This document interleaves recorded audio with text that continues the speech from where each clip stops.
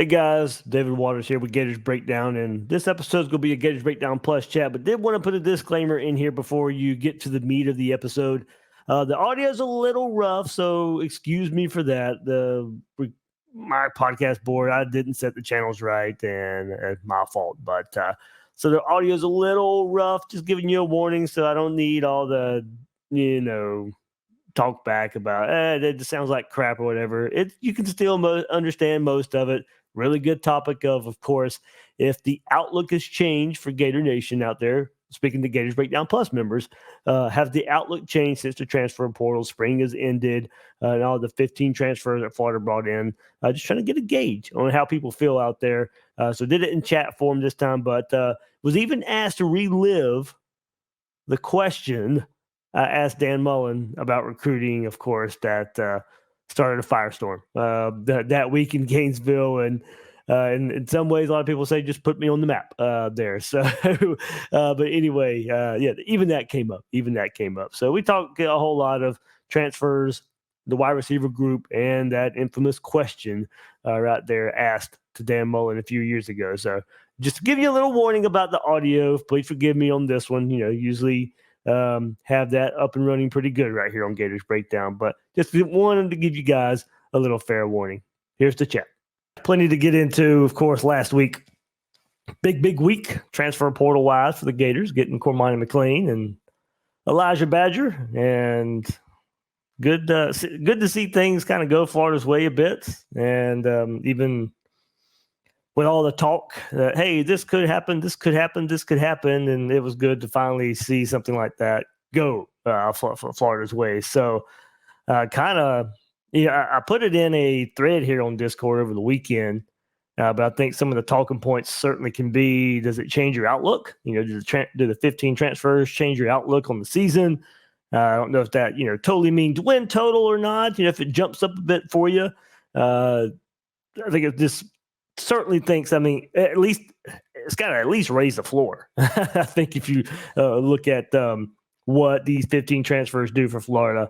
And then also I think what has been really talked about is the wide receiver room with Badger now. What does it look like? Is it for sure top three of Trey Wilson, Elijah Badger, Chimere DK, or is it somebody who is already on the Gators roster, maybe taking DK's spot? I think most have resigned to the fact that it's definitely going to be Trey Wilson and Elijah Badger, but who's going to be that third guy?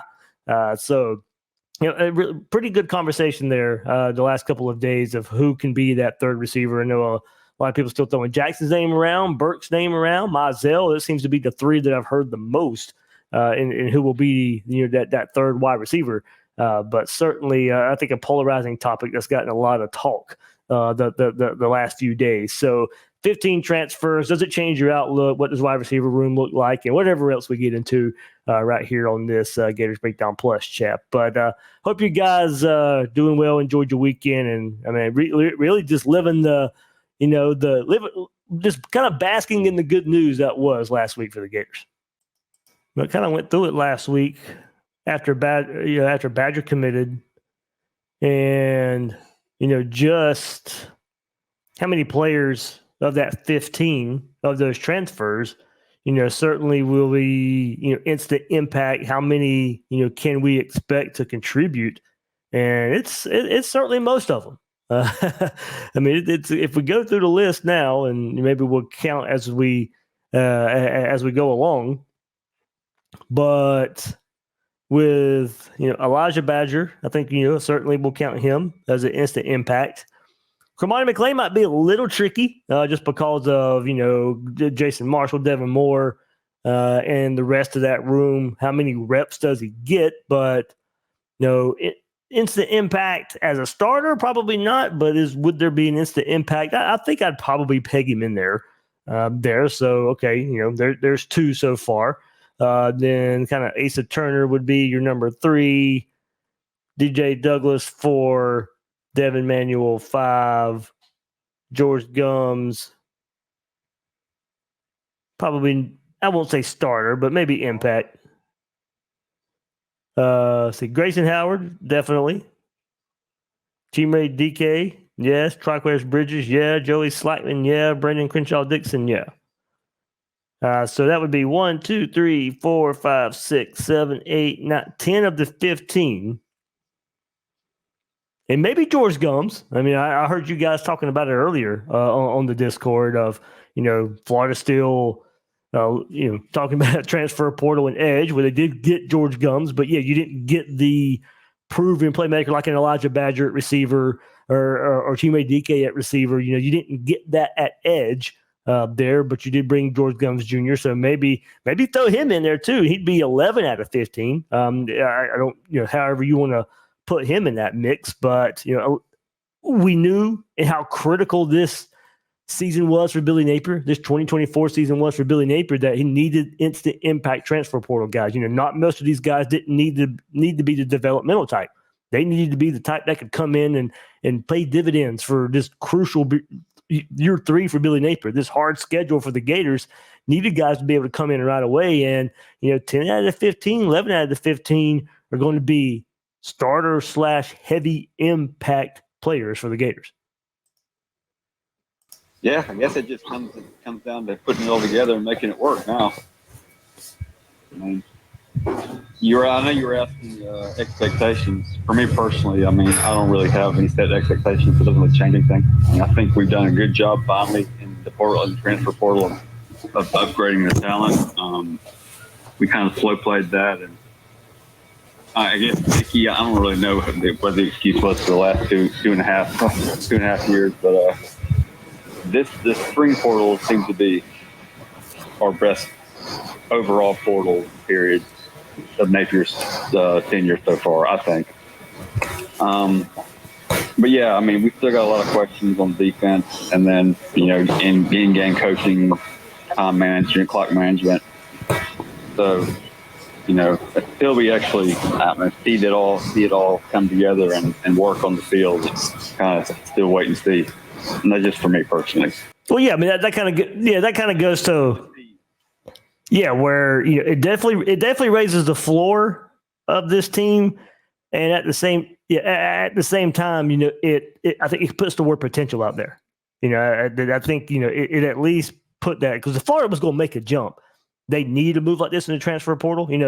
People will say, "Oh, it doesn't matter." We'll see what coaching does. Well, this is going to make Florida better. Florida's going to be a better team of what they did. That doesn't mean they'll go win a whole bunch more games, but this is certainly a move to make Florida better.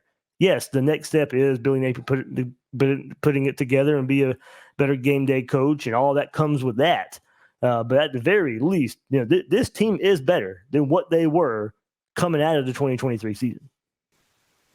Oh yeah, it's not about the X's and O's, it's about the Jimmy's and Joes. So now we're getting a little bit better there.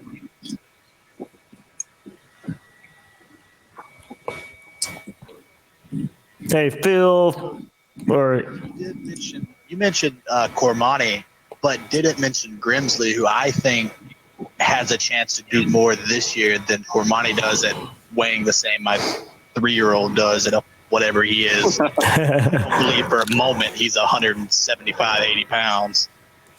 But Jameer was already getting some praise out of Alabama, but you didn't mention him, and I was just curious. Yeah. Just because he's a freshman, or because you're high schooling him, or your thought was there? There you go. He is listed as a transfer. You're right. I'm still putting him in that class of 2024 as a high school there. So yeah, I'm mainly talking about guys that we have seen probably, or that we're not probably, guys we've seen take snaps at other places.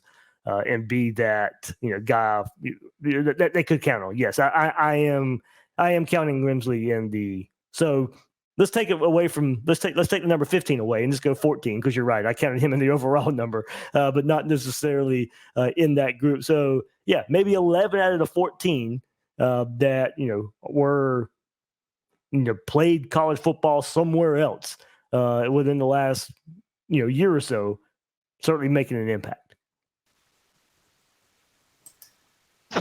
Well, that number gets better for you when you take Z out as well. So it's really, 11 out? Well, there you go. It's in the mellow, yeah. So there's, 11 out of the 13 that have played football somewhere else which would be your traditional transfers making a difference for Billy Napier in 2024.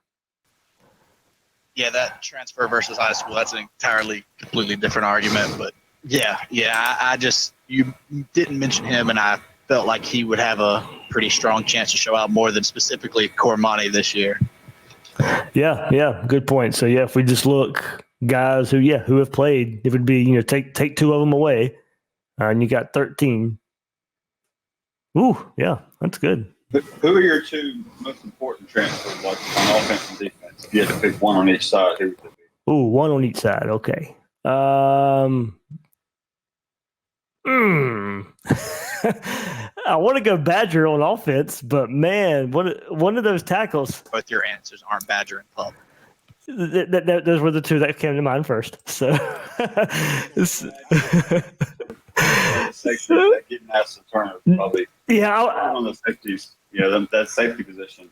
Yeah, I was going. Receiver and safety were our biggest need in the transfer portal. Yeah, Pup and Turner were my two on defense. Just because of just how bad the safety play has been. I think safety's over. Well, I mean, I don't know Castell. Last year, I still maybe say safety's over. For the last handful of years has been worse than linebacker.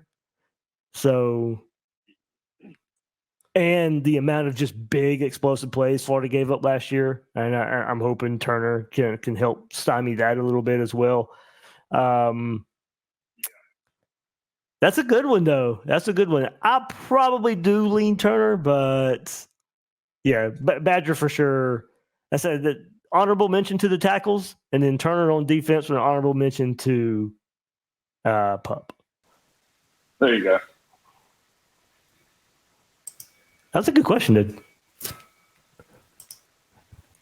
Yeah, I'm just glad. Like I said, he had a good portal year. I'm glad to see it. It does give you a little bit more optimism that if the talent is coming in, it's just like I said, it's just a matter of putting it together. Well, you guys know, I mean, I've probably been more vocal about it here on Gators Breakdown Plus than on Twitter or the podcast itself. But yeah, I have not really been a fan of the portal gets. Not necessarily gets. Let me rephrase that. Portal strategy. I think there's been good gets out of the portal. Just wanted more of the good gets. The Pearsalls and Torres and Johnson are a little different coming from Louisiana, but you still get some credit for that. But there's been some good transfers and guys that you want to count on. I just thought there should be more of them. But now you got to move, and we knew we needed them this year for what we talked about earlier and what's to face in 2024. And I'm glad to see it get done. Piggybacking off of what Ryan just said right there is, I think a lot of people are letting Z, Cormani, and probably Grimsley overinflate their transfer portal. Badger was really the only exciting get, in my opinion. I mean, Pup, yeah, but he should have been here from the get-go. But the portal really, I don't think was better this year. I think he just landed a nice cap to finish it off, and I think that's putting a better taste in people's mouths than previous years where we whiffed to end it off. Well, that, and I do think the needs were hit a lot better. Florida had to get safeties, had to. I get that. It just wasn't. Yeah, maybe the quantity too, but when you look at it, it's not really this big class of these are the standout guys, real great get. I just feel like it's slightly more than what he should have been doing this whole time. It's a good class, but I feel like it's just slightly better than what he should have been doing, and not he absolutely dominated the portal. Oh yeah. I got you there. Some people are just kind of making it seem like he did really good when I think he did a little bit better than what he should have been doing in the first place. Now, if he landed more Badger, Pup types of that's going to be the instant impact good players, then yeah, I just feel like seeing Cormani get added and then Zandamela and Jameer and all that just kind of makes it what's the word I'm looking for? Kind of it's fresh in your mind, so it seems better than what it actually is, I guess. Well, I do think a lot of it comes from, now to me, they're really hard to quantify. I really do think it's pretty hard. But the transfer portal team rankings, Florida shot up to number 5 now, and I know a lot of people are going to go look at that and base it on that. Ole Miss number 1, Oregon 2, Bama 3, Texas A&M 4, and Florida sits there at 5, and Texas at 6, FSU 7, Colorado 8, Ohio State 9, and Washington 10. So I do think a lot of people not really looking at transfer portal team rankings. As I said, I think it's kind of tricky and how you value recruits there, and that, especially for Florida, when you bring in a Grimsley and a Zandamela who haven't played it down yet, but their ratings change from what they were as a high school player as a transfer. So it's really hard to know what these transfer portal rankings from 24/7 or On3 are really bringing to the table. But I think you see Florida there with that number 5 beside their name. And I think if you combine it all, that raised Florida to number 7 overall in counting recruits and transfer portal there. So, I do think, probably a little bit of pat on the back for some of the high school whiffs. Yeah. More so is kind of what it seems like. Yeah. Like, does it, like, in your opinion, does it look better? Like, yeah, we got the 5 iron name, cool. But theoretically, you take out Z, take out Jameer, and there's the only 2 high school guys. You take them out, put them in high school. So maybe now our transfer portal might not be, it might be 10 or whatever, but the high school is 7 or 6 or what? Does that kind of take away from that basis of, oh, it's a top 5 transfer class, to being like, well, he did pretty good in both aspects of recruiting? Does that kind of like change it for y'all about how y'all look at it, if like you specifically, Z and Grimsley were removed and put to the high school like they should have been? I mean, not really. Like, we got more talent. That's all I really care about. That's right. That's a fair too. Yeah, that's fair. Yeah, I don't care where they rank them, transfers or 24 class or what. I mean, they're on the team. I mean, you can look at. I mean, eventually 247 will come out with an overall team composite, rating for their entire roster. But I don't know when that comes out. Usually right before football season. Yeah, like August, September timeframe. Yeah. My thing with that is I'd have to compare the rankings of, you remember, as I said, Grimsley and Zandamela were rated a little bit different from what they were as high schoolers. I do wonder, look, we know we're only looking at talent here, just basically what we're just looking at, what we were just saying. But with Florida being number 7 overall, would that be a little higher if it was Grimsley and Zandamela's high school ranking instead of a transfer rating? That's a good. It would be because their ratings were higher. Right. Just like Cormani. Grimsley's was lower. Oh, was it? Grimsley's was lower at high school. I think both Zandamela and Grimsley got a buff in a bump in the portal, because here it is. I got it. A .92. Yeah. School. Yep. And Zandamela's a .94, and I think they're both like .97s or something like that in the portal. No, In the portal. Grimsley was lower.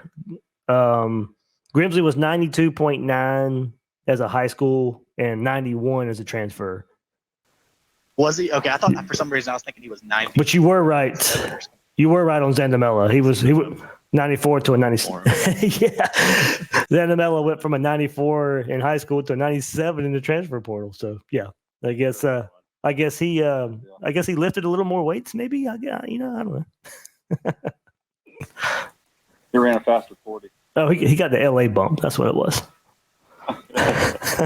So just looking at it, that jumps him up like 70 spots in the composite. He would have went from like 126 to 63. Below Amaris, but higher than DeMarcus Riddick. Wow. As a high school, if he was .97.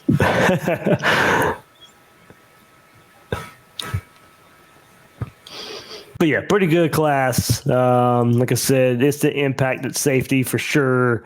Getting some starter reps from that group. Definitely Pup lining up beside Shamar, I'm assuming. If it's not the first game, I think will probably be happening in the first game. Not shortly down the road, we'll see. But I think that's the way it would work out. Then, of course, the offensive line and Elijah Badger as well. So, I guess, we'll keep that for the outlook part of it. Does it Does it raise a win total number for some of you out there? Is it about the same? And like I said, and what has been said, it's all about the coaching and what Napier will do with it. But as I said, if you believe the coaching will be better, Napier in year 3, making some changes with Callaway and defensive changes as well, with Ron Roberts coming in and some of the other staff changes on that side of the ball as well. There's a lot of changes on this Gator team going into year 3. Staff, portal, instant contributors from the portal, do all those things tied together. Now with the highlight and the bookend of the offseason, getting these 15 transfers, does it change your outlook on the season? Yeah, I think I said, if I remember correctly, I was a conservative 7 on the season pre-Badger. And I feel like now I'm more closer to like an 8 on the season before the bowl game. I think bowl game I was like 8-5 on the year next year. Now I could see us at like a 9-4 with a 8-win regular and then a bowl game win. Simply just off of adding Badger and opening up the offense a lot. Guys, I was thinking about this earlier, and tell me if this is off base. It's kind of weird, kind of going where you just went, Timothy, with the, maybe a conservative 7 to maybe a for sure 7 now. Like, is it possible for Florida's floor and ceiling to be only a 1-game difference? Like, is the floor 7-5 and the ceiling 8-4? No, I don't. Not this year. No, not this year. Because to me, that's where the schedule comes into play, I think. Ceilings and floors. Okay. Any game can be winnable any day. If we've upgraded our talent, if we have the right coach and the right staff and everything, we should. The schedule I don't think is. I think it's being overhyped. Yeah, it's going to be tough, but it's the SEC. I don't think it's going to be that much tougher than the last year's was. If everything is the way it should be, coaching wise, special teams, the defense gets better. We could win 10 games. We could win 11 games. I'm not saying we will, but there really isn't a floor or a ceiling. Yeah, I've thought about that. I've thought about floor and ceiling before, but it just caught to myself. Like, I don't know if I've ever been so close to a ceiling and a floor for a team. And real quick, Ryan, if you look at it this way, you're looking at it as Texas as an SEC. So take it back to last year. Say you're looking at our out of conference instead of East and whatever we had, Charlotte. It's now Miami and Texas. Like, that doesn't it doesn't take it to more from it's just the SEC type of schedule. Like, it doesn't kind of put into a view of this is like a hard schedule. You're not really. Texas is part of the SEC now, which is part of. That's what I'm saying. But I just meant, like, since it's their first year, like if you were looking at it last year as it being an out of conference, because yeah, they're technically SEC now, but it still feels like an out of conference game to me because it's their first year and all that stuff. I don't know. Maybe that's why I look at it as harder. I'm not trying to overplay the fact that it's a tough schedule. I'm just trying to say I don't think it's going to be as daunting as everybody wants to make it out to be. I still think the teams, are overhyped right now because it's preseason. And yes, I'm not expecting. I'm not trying to say we're going to Austin and winning that game. That game and the Georgia game is probably the 2 games. If I had to say there are 2 games that are above 60% chance of losing, those are the 2 games. But I'm not buying any hype from Miami right now, especially where it's at home. I'm not really buying any hype from FSU. Even though we're going on the road, I gotta see them to believe it. There's just a lot of games that people are writing down as automatic losses that I'm not going to write an automatic loss or an automatic win. I'm just, like I said earlier, just wait and see, Yeah, I get that, but I don't know, maybe your outlook on our team could be skewing that too. Like, maybe you think we're better than what we were last year, and a lot of people are being safe, being like, maybe we won't be so much better than we were last year. So maybe that's why you look at it as, oh, it's not as bad. And some people are like, oh, it's really bad because like me personally, I'm like, oh, we'll be a little bit better, but I don't think we'll be good enough to be like, the schedule isn't as daunting as we thought. Like, I still think it's going to be a hell of a schedule. I mean, you said 2 games, 60%. I'm looking at Texas, Bama, LSU, probably. I'm looking at 3 or 4 games where we're easily probably a two possession underdog by the time we get to them. LSU doesn't have James Daniels, and their defense was as bad or worse than ours. So if their defense got fixed, I mean, that game, like I said, that's one of the games I'm not as pessimistic on as other people are. And they got just as many questions as we did. And at home this year. Yeah, they got 4 questions. I mean, we've upgraded our talent. I think, if Napier is the guy we all want him to be, and we should be, we shouldn't be looking at, let's just hopefully we can get 6 or 7 wins. I think we could be better than that. I'm not saying we will, because the defense is still just a huge question mark. What cost us, so many, all our games last year. I think if you are better, and we look at that schedule, you can't go 0-4 after the bye, after the second bye. If you are better, you find a way to win a game against Georgia, Texas, LSU, Ole Miss, Florida State. You just find a way. We're year 3.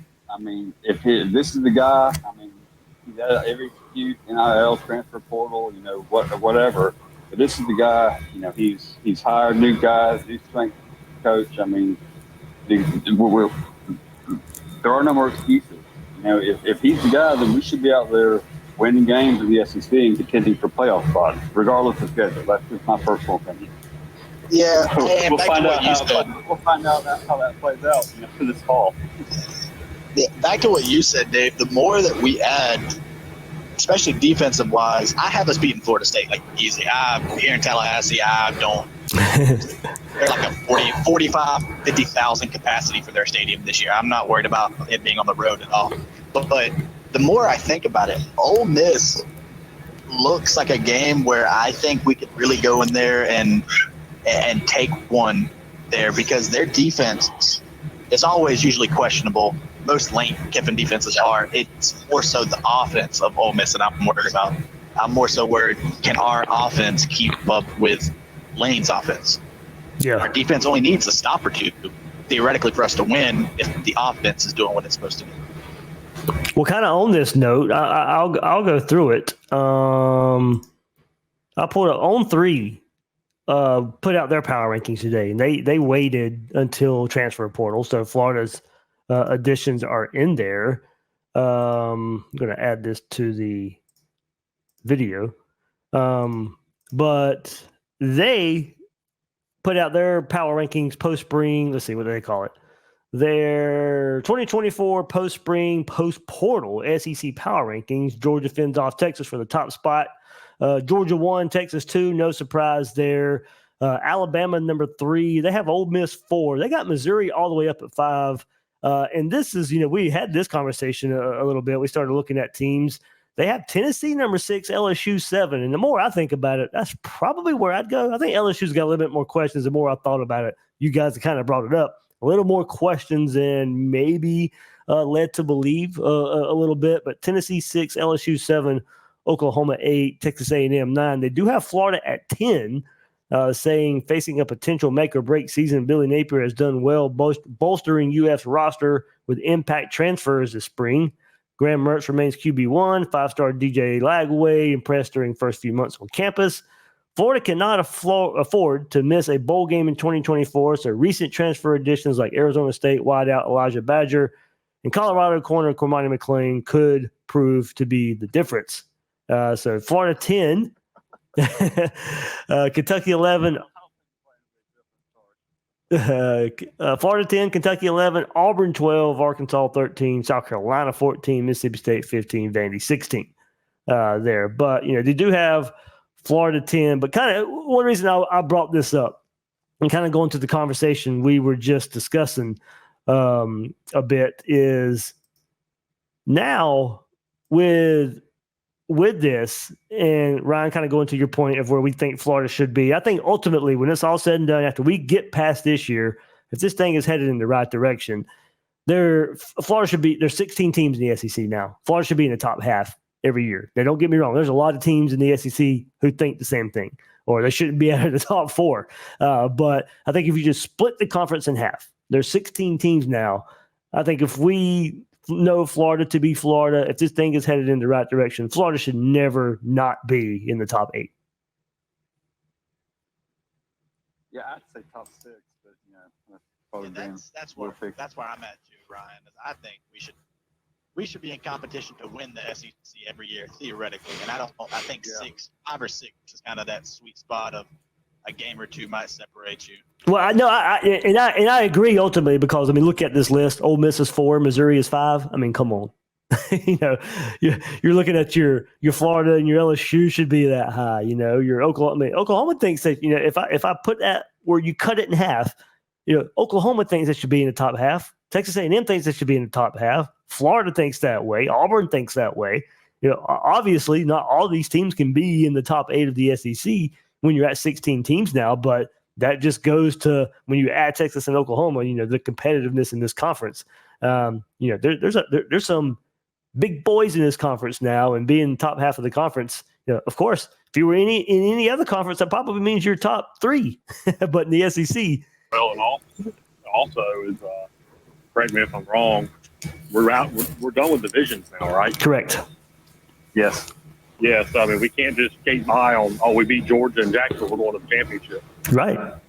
You got to win some more games, too. You can't rely on the West to beat themselves up. Yeah, Does that start this year? Yeah, that starts this year. I thought that started.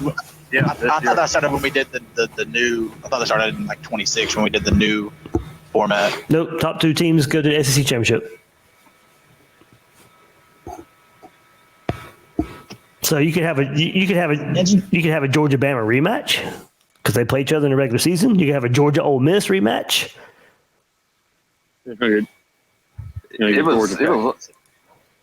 actually was like that before 92 or 91. What was the first year of the SEC championship game? 92. Yeah, that's when they went to the divisions. Before it was the top 2 teams. There was no divisions in the SEC.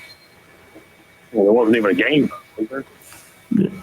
Correct. There was not. Yeah, no game. Yeah, that's right. Georgia, Texas play each other. Here's the thing: Georgia plays Texas and Alabama and Ole Miss. More than likely, if the season goes the way we think it will, and they play Tennessee, so if you want to put Tennessee up there, more than likely it's going to be a rematch for the SEC championship game if Georgia goes and they play one of those other teams. Now, here's the thing: you guys, what? Nobody predicting Georgia. But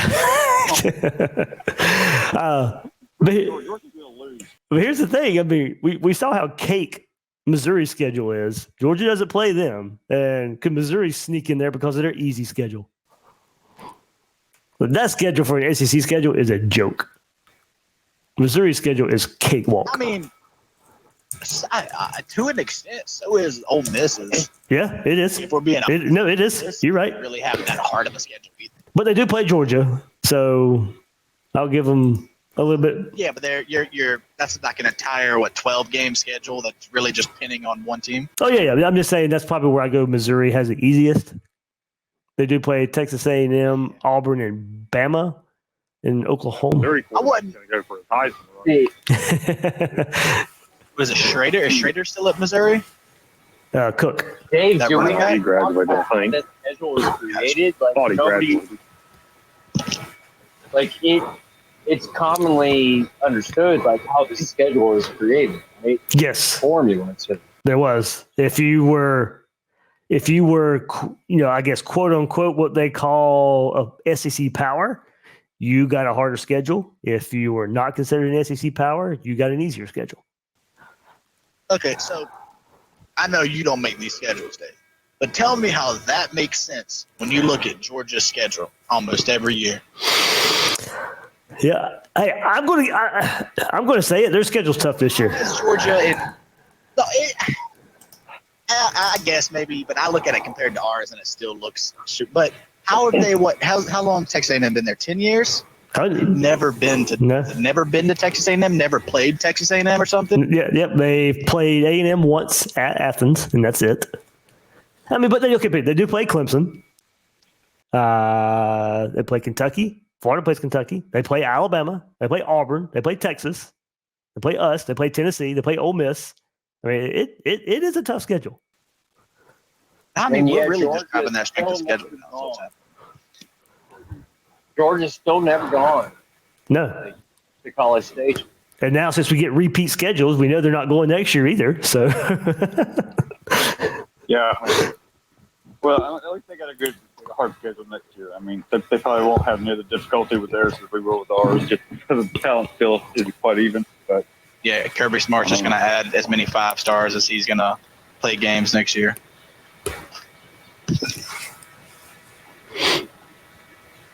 but they do get, where Florida, the biggest difference is like their conference schedule, I would say, is on par with Florida's, but they play Tennessee Tech and UMass.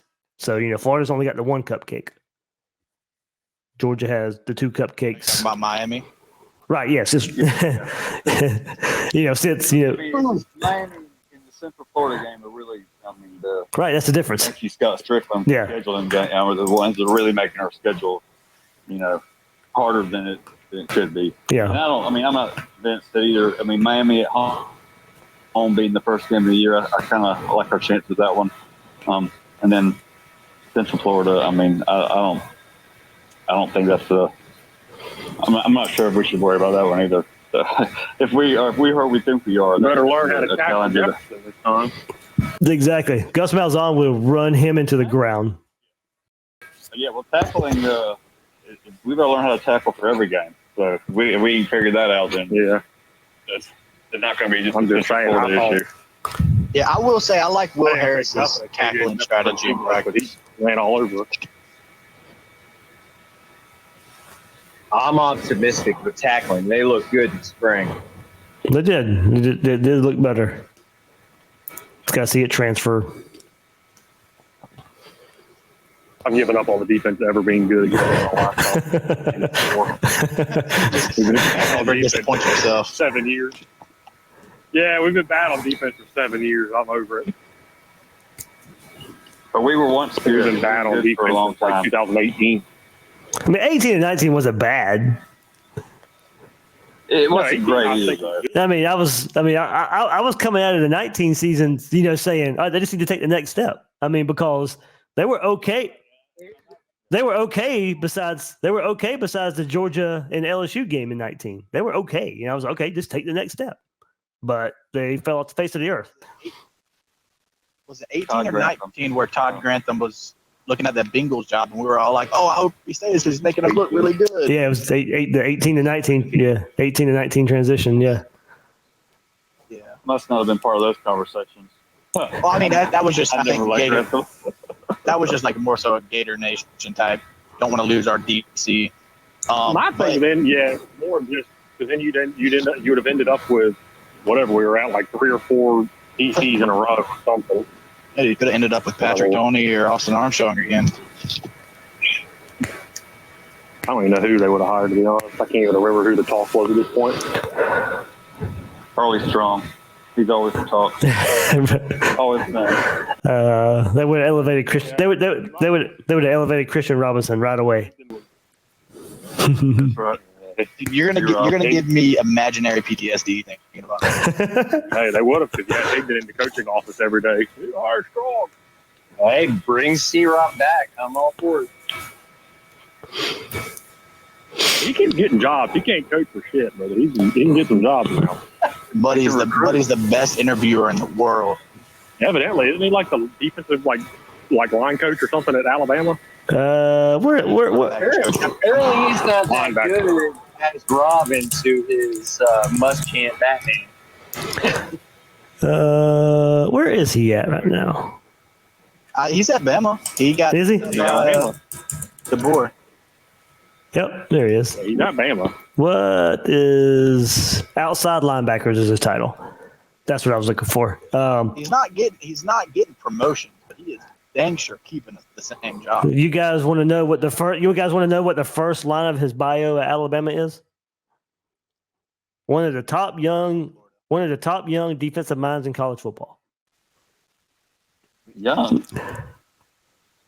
He's not exactly young anymore. He's sub 40 still. Yeah, the main thing was he was like 26 as like the linebacker coach of Florida or something. He was really young. Oh, man, we're real upset with that. Now our defensive coordinator is like 26. I'm as old as our defensive coordinator. Hell, y'all remember how much he got paid at Florida when he first got here? He was getting paid like $100,000 or something. Well, I remember when they thought he was leaving, and I had to be the one to break that he wasn't leaving. Which time was that? That would have been. Was it after the first year, right? No, that would have been first year. That would have been after the 20 season. I think. I don't remember. Because remember, he was supposed to be going to Michigan. Yeah, I knew he was going to Michigan. I don't remember what year it was. Yep. Yeah, it would have probably been 20 because I think they fired Don Brown after 19. Yeah. Or maybe it was after 20. I don't remember. I'm noticing a trend of us keeping coaches that we're upset will leave and then being happy when they finally leave. So maybe if we just start letting coaches go, i.e. Grantham and Robinson, we won't be in as bad of a position next time. Well, maybe Bateman left before we had a chance to be pissed off at him, then that could be our guy. We fired Corey Raymond. So there we go. Yep.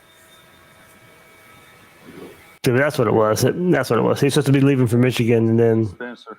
I got a call from somebody in the office saying, "No, you put that to rest. He's not leaving for Michigan." We told you that, Charlie Pulaski. No, it was a friend. It was a close friend of Robinson on the staff. But I know where you were going with that. Yeah. Your source, Dave. Yeah. It was actually just Dan Mullen himself.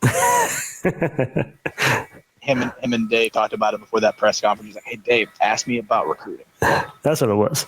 I need to get the attention of my team. They'll stage the whole thing. Yeah. Dang, man, y'all came around on that, huh? I'm just saying that's why Dave was finally able to break away from the radio, and Mullins handed him a little bit of that buyout money. Dave. Yeah. Can you tell us a little bit about that day and how that, like, when did you know that was like blowing up? Like, oh crap. Okay, this is off season, so yeah, good off season fodder here. So all right. So, of course, Florida plays Georgia. Kirby Smart's talking about recruiting and all that. And look, I kind of broke my own rule, like not to ask about recruiting during the season. That is a rule I've given myself. But at the time, I was like, you know what, Kirby's bringing it up. I think it's worth bringing up. So this was when we were still doing Zoom press conferences because this is 2021. So this is after the COVID year, of course, remember. But they were still doing Zoom press conferences at Florida, thankfully for me, because I'm here in Jacksonville. So... Of course, we get our normal Monday press conference. And you guys know now, usually in those press conferences, it's like Edgar or Mark Long who gets to go first. For whatever reason, they pick me first. And I don't know why. And I'm like, and that's like, I kind of knew going in, as soon as it happened, instantaneously in my mind, I was like, oh crap, this isn't gonna be good. I was like, I did not want this to be the first. I did not want this to be the first question. So I asked the question. You guys know the history there, and so it went exactly about like I thought it would. But at the time, like guys, I did not want that to happen. I thought it was a possibility that it could go that way, but I wanted to kind of ask it in a way where I thought it would be a T-ball question for Mullen to kind of sell Florida. Like, you know, what, like probably 95% of the coaches would have done.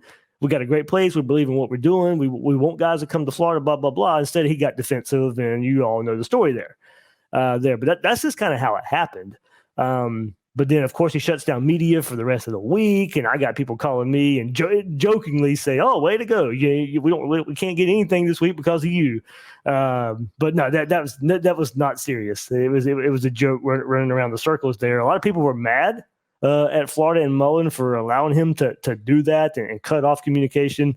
But yeah, it was crazy. Of course, I was getting Twitter DMs and phone calls like crazy. Of it kind of being the first steps of what ended up eventually happening with him getting fired later that year. But yeah, there's. I don't usually. You guys know me in the season. I'm about the football program. I'm about the games being played. I'm not a big recruitnik during the season. I live for those 4 months of the year. But with it being such a hot topic, Kirby Smart bringing it up, I was like, okay, yeah, I'll ask about it. And more so just because I hope Mullen hits a home run here with the answer, but it went the complete opposite way. They thought you were a sunshine pumper. They didn't want to let Mark Long talk about it. Billy saw that Dave question right before he walked out there and had to make sure he pointed him out so he knew whenever he was asking a question to answer it real good. Oh, this guy's insane. He's going to give me a softball. Yeah, I didn't know. It was the first time I ever got to go first at a press conference, but that was the result. That was the result of it. That is a hilarious picture in that, Dave. Thank you for that story. That's hilarious. Are we currently in the recruiting season right now? I think under Napier, he's fine with it. He's fine to talk about it anytime. I think any coach that should be the Gators Breakdown is. I think that should be the outlook for any coaches. I mean, there's a reason Kirby is as good as he is. Every day is recruiting season. And look, Kirby recruits. Yeah, and look, and I'll say with that. Hey, contrast that to your experience with Billy, obviously, and as far as like the personalities, maybe, and also the recruiting philosophy. Yeah, I mean, for Mullen, he didn't mean it. He didn't mean it in the way we don't recruit during the season, of course, but that's the way it was taken. That was the way it was misconstrued because I think people were just ready to pounce on him and jump on him after that comment. It was more, we'll talk recruiting during recruiting season, but of course there's not a recruiting season, but I think we all knew what he meant. But as I said, I think he just got pounced on because of the situation. For Napier, yeah, I just think, first of all, I like his personality. I think he is down to earth, personable, whether you get a lot out of what he says in press conferences or not. I think that's just who he is.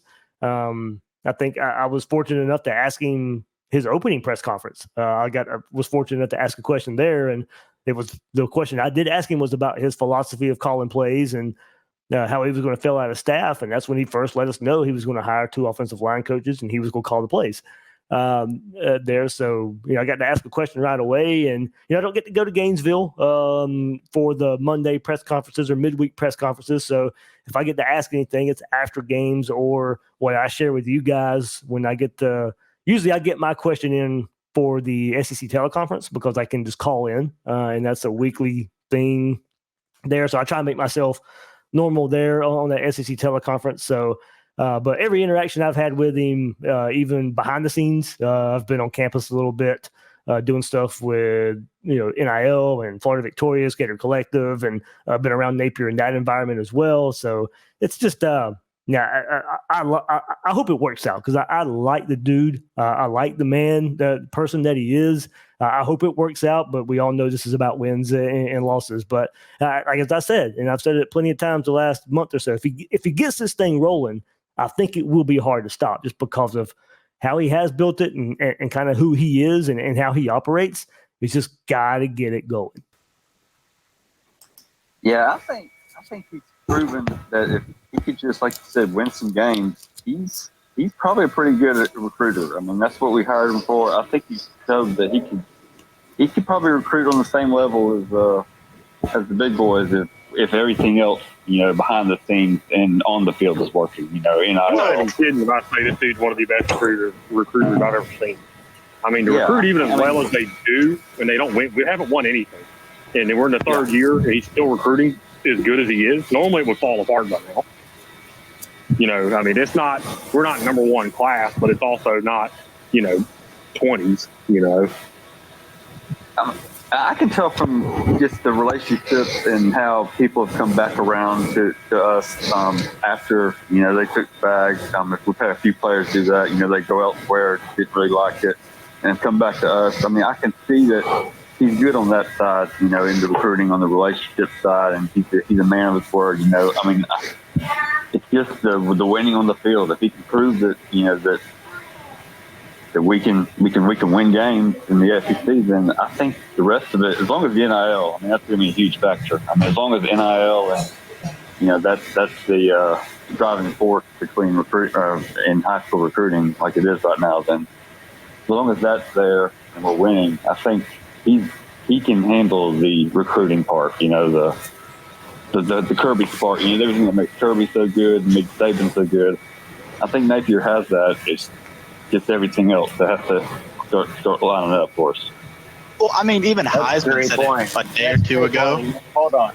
So that's a great point. I just want to put this out to you guys. How do we feel about our current situation with NIL going forward? Like, are we comfortable? Are we finally settled? Like, Billy's been talking, like he's been jumping through freaking, horseshoes and hand grenades to try to get this thing right. So, are we finally there? To me, it seems like the situation is stabilizing on that front. I just want to hear. Yeah, it is. You guys. Yeah, you guys are feeling that from that angle.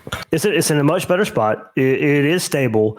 I think, without winning, it's about reached its peak for maybe the fan interaction. I think if Florida starts putting some wins together, I do think the fan aspect of donating money to Florida Victorious can go up. Right now, it's about corporate dollars. That's what they're going at to make the difference. I do think it. There was a big tap in for the meet and greet after the spring game, because I saw it on my end. There was a lot of signups through my link for Florida Victorious, so thankfully more signups come that way. But I do think if wins start to come, I do think that will come in droves a bit. But right now, to kind of fill in the gap and to make it even better, to put it, I won't necessarily say over the top, but put it near a top level, is to get those big, gigantic corporate dollars that they're trying to seek now. That Papa John's money. Didn't he say on one of his speaking tours that we're still middle of the road, about middle of the pack in SEC, somewhere in that neighborhood? Right, and like recruiting, being middle of the pack there still puts you pretty high, but overall, but you're fighting your competition. That literally put us at what, 7? 7 in the country, I think, is what, 5th in the SEC or something? Yeah, something like that. Yeah. Yeah. All right, guys, before we got a few more minutes here before we go, about an hour or so. I did bring it up. What's your thoughts on the wide receiver group? Is it with Badger coming in? Of course, I think, kind of going into this, it is Trey, it is Badger, but who is that third guy for you? Is it DK? Is it Burke? Is it Mizell? Is it somebody else? Is it maybe K-Jack? Because believe me, his name comes up a whole lot when you throw it on Twitter a bit, and in the chat just a bit too. But I think it's fascinating, or is it just a rotation of guys? Is there not a set top 3? I do think there's a top 2. Is there a top set 3? I think it's the 3 that most have been saying, Craig, Badger, and DK. But I think there will be certain situations where K-Jack is going to get opportunities. I think it's because they trust him, and he's proven to be. He may not be the best receiver, but he has been there when needed, and on several occasions, with some clutch catches. But yeah, I mean, unless somebody else proves it otherwise, it's probably the guys you bring in as transfers. You know, if you bring them in as transfers, there's the reason you brought them in.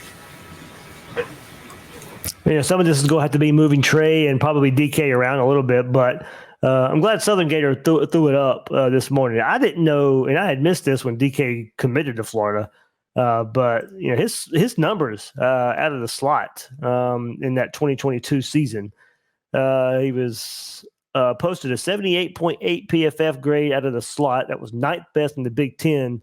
He caught 6 touchdowns on the season. All of them were out of the slot. So I do think you see him and Wilson move around a bit, but a pretty good slot weapon there in DK. I think like we saw Pearsall last year, you'll see Trey move inside and out. That will allow DK to get on the field at the same time as Trey.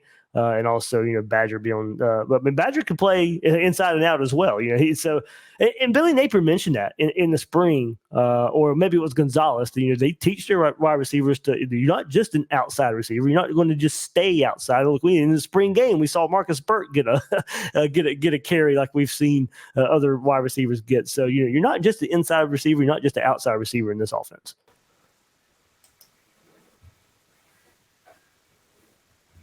Yeah, I mean, we lost Pearsall, we gained DK and Badger. I mean, I think at worst we're at least as good as we were last year. But I mean, I think we're probably better than the wide receivers we had last year.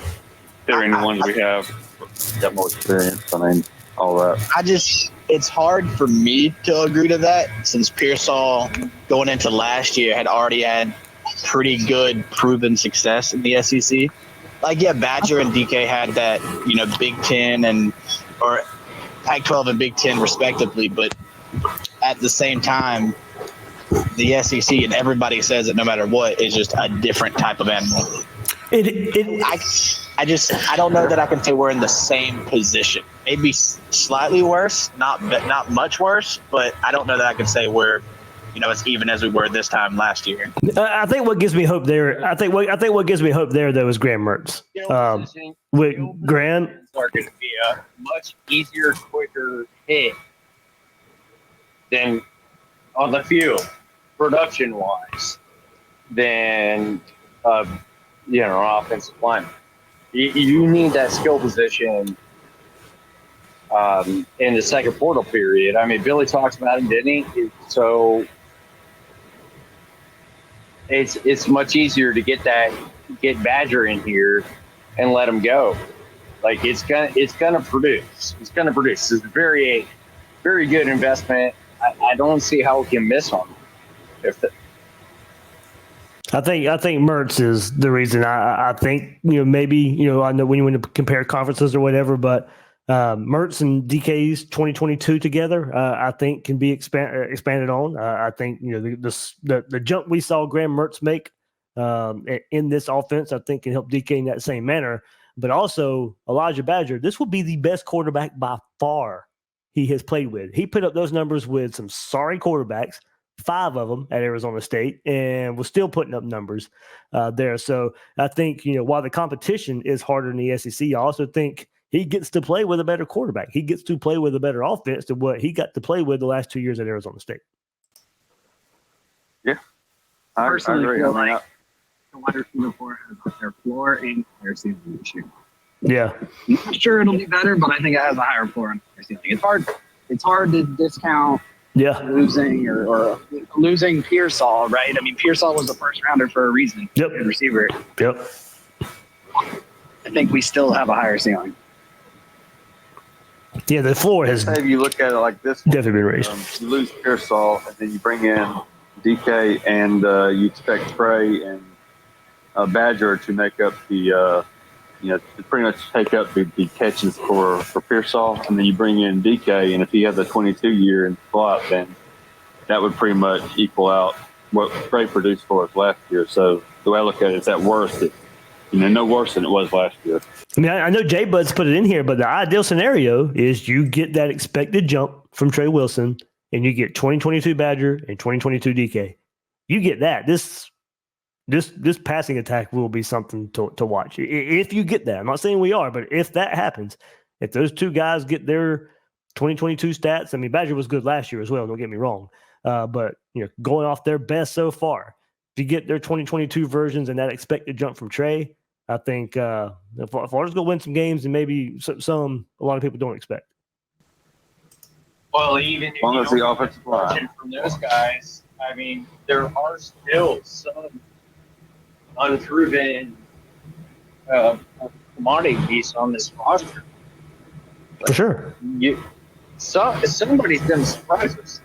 Am I crazy? Like, no. The one player, like, there's always one player every year that we get, like, oh, it's not, where did he come from? Like, I think that'll happen to the receiver group too. Not a real thing. I mean, it could be Burke this year. Yeah. Mizzell. Andy Jean's or, I mean, yep. I don't know if Andy Jean's still on the roster. Yeah, he is. They're still on the roster.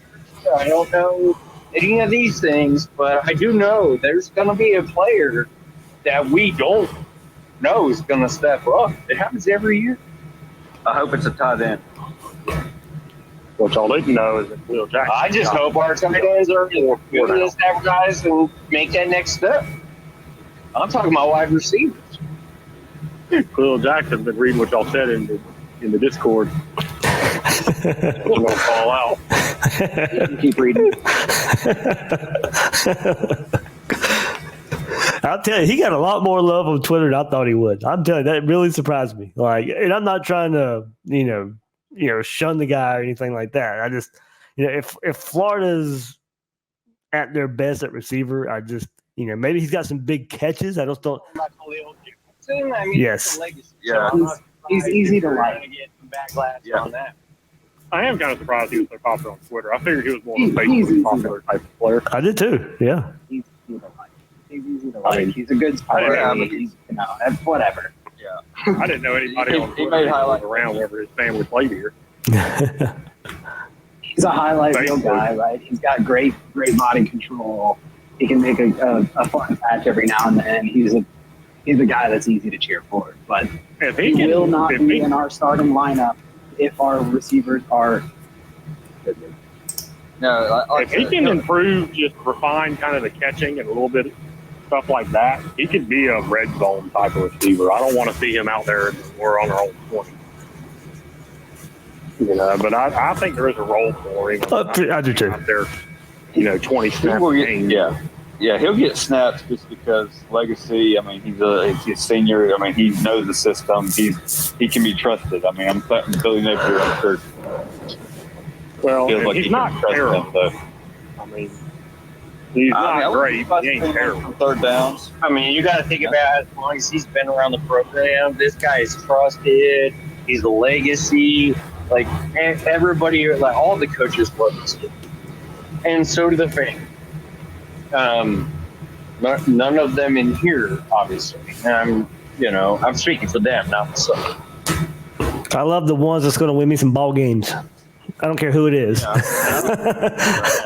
don't think anybody hates him. I just think we just want somebody better. I mean, we love him, have him on his team. He's a great number 2, but we need a great backup, I should say.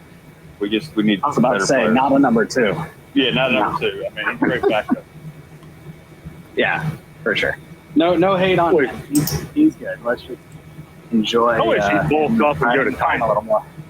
Yeah. I feel like he'd have been a good tight end if he'd have started working at that a little earlier. I mean, not like a end line blocking tight end, but he could. Yeah. I don't see why he couldn't come out and do like what Morrill Stevens did, whatever season that was. Come off as the second tight end on the goal line and catch a touchdown every now and then. Yeah. I mean, because he just ain't. I mean, hell, I don't know. He runs. Yeah, he's Kyle Pitt. You're right. I mean, he ain't Kyle Pitt. But hell, he probably ran as fast as 40 in high school as I did. Yeah, he's not the fastest dude. No. I don't know what he ran. I'm hating on him. He ran like a 4.5 or something. I just can't stand the fact that people are hating on, like, walk on wide receivers that are legacies. Like, this kid's going to contribute this year, but we don't have to rely on him. Like, it's just not an issue. Like, well, I don't understand what the concept is, to be honest. I mean, is this like a made-up Twitter thing? Is this a real topic? No. I'm not understanding where this is coming from. No, because I put out who would be the top 3 receivers, and I listed, Badger, Trey, and DK, and I got a lot of feedback putting K-Jack up there. That's where it came from. People really mad you put Badger or Trey Wilson ahead of Khalil Jackson? No, I think it was more DK. Still, God, you got to be realistic, people. Right. I mean, I know it was somewhere different, but his 2022 season is leaps and bounds and way, way, way, way better than anything Jackson has done. I don't care if it was in the Big Ten. It was in a terrible offense at the same time. I just think those are your casual football fans. Like, it's easy to cheer for K-Jack.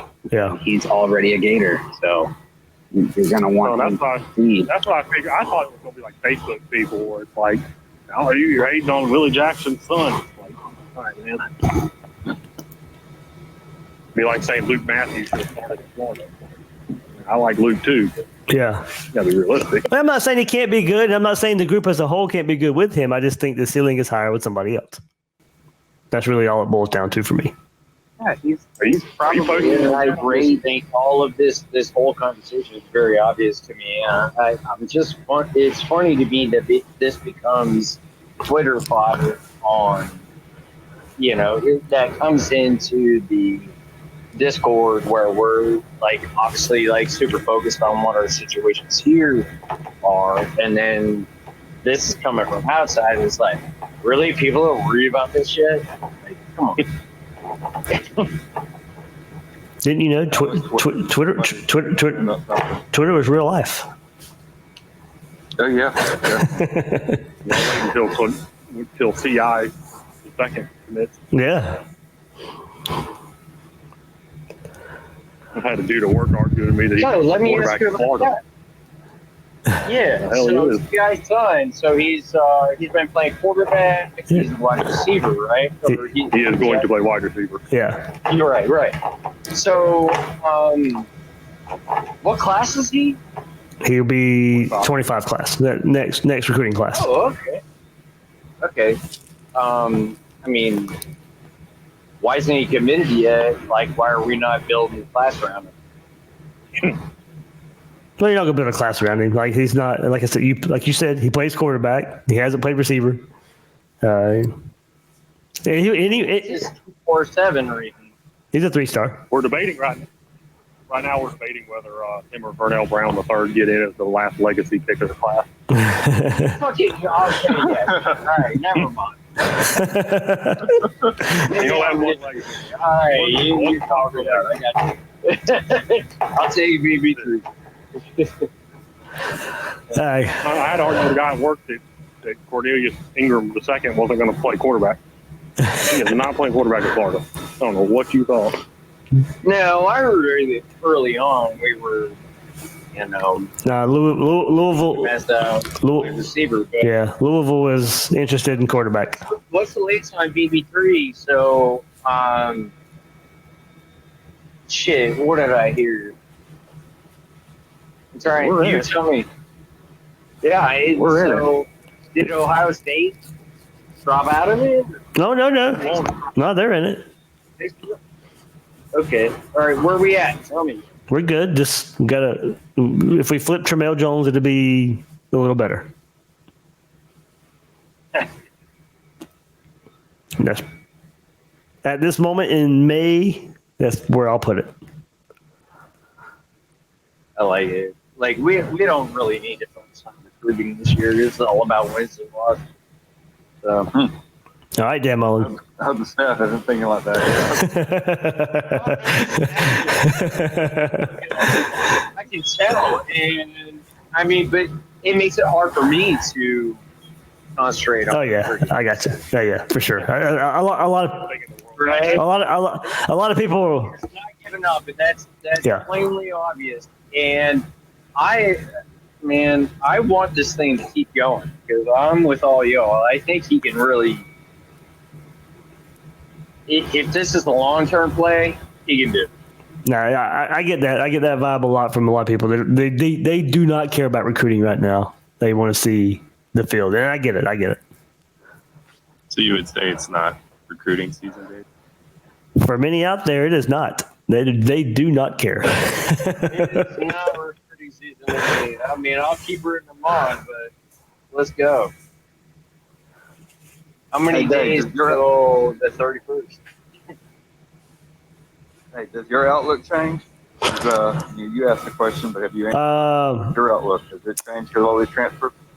Yes, I was. I was a 6 to 7 to a for sure 7 is my floor now, and possibly 8. It does change my outlook. Like I was pretty low after last season. I mean, really low where this team was. Yeah, and but granted. Broke me, man.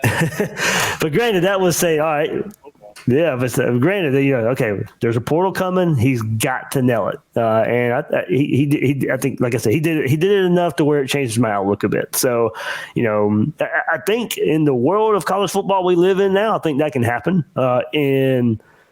In the old world before transfer portal, I think I could put it down to, I'm just ready for the season to get here. I'm getting amped up. So, all right, I feel better about this team. No, I feel better about this team because of what they've done. I feel better about this team because of what they did in the transfer portal and the stats moves they made. But, because at least the transfer portal now gives it where you can remake your roster a bit. This isn't close to the same team as it was after losing to Florida State. It is, there's some returning production, but some of that returning production is because they play for a lot of other teams as well. So it does change my outlook a bit.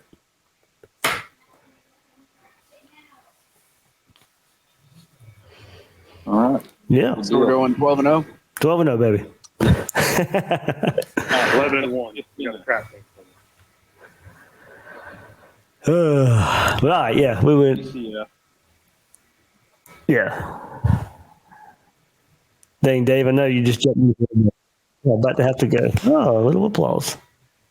I've been listening for a little bit. Okay. So Gotcha. now I can. Unfortunately. All right. Yeah, guys, thanks for hopping in here. During the offseason, I try to share these chats out here for, the masses. If they want to be Gators Breakdown Plus members, well, kind of what happens, during the season, this is strictly a Gators Breakdown Plus member benefit, the chats and everything that we do during the season. So, but trying to get some more members in here, of course, before we do get to August and the season kicks off. So, kind of give everybody a preview of what we do here during the season and get some more members in here. But, yeah, good stuff, guys. Yeah, always fun, Dave. Thanks a lot, man. Thanks, Dave. Thanks, guys. Go Gators. Go Gators. Go Gators. You're